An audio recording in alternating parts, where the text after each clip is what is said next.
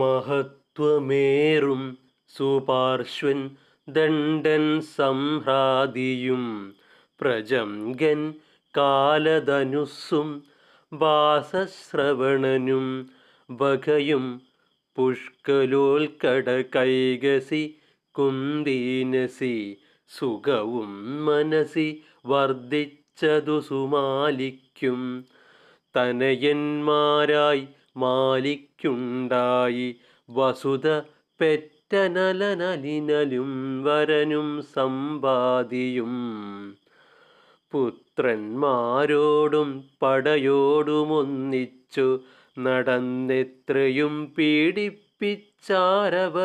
ജഗത്രയം ദേവതാപസഗന്ധർവോരകന്മാരും പരിദേവനത്തോടു മൊളിച്ചീടിനാർ ഗുഹതോറും അക്കാലം ദേവാദികൾ കൈലാസത്തിങ്കൽ ചെന്നു ദക്ഷാരി തന്നെ സ്തുതിച്ചവസ്ഥയറിയിച്ചാർ വൃത്താന്തം കേട്ട ശേഷം മൃത്യുശാസനൻ താനുമുൾത്താരിൽ സുകേശനയോർത്തരുൾ ചെയ്തിടിനാൻ കൊല്ലുന്നീലവരെ ഞാനെങ്കിലും നിങ്ങളോടു ചൊല്ലുവനുപായമാപത്തു തീർത്തിടുവാനായി ചെല്ലുക നിങ്ങളിനി ക്ഷീരസാഗര തീരെ ചൊല്ലുക മുകുന്ദനോടുള്ള സങ്കടമെല്ലാം കല്യാണമൂർത്തി തന്നെ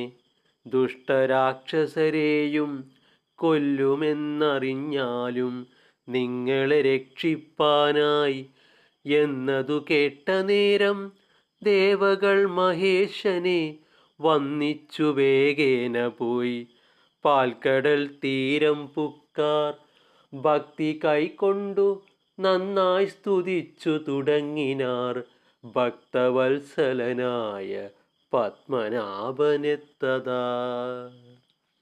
നമസ്തേ നാരായണ മുകുന്ദദയാനിധേ നമസ്തേ വാസുദേവ ഗോവിന്ദ ജഗൽപദേ നമസ്തേ ലോകേശ്വര നമസ്തേ നരകാരേ രമിച്ചിടണം ചിത്തം ഭവതി രമാപദേ പുണ്ടരീകാക്ഷ ജയ പുരുഷോത്തമ ജയ ചണ്ഡികാപതി ഹൃദയാവാസ ജയ ജയ.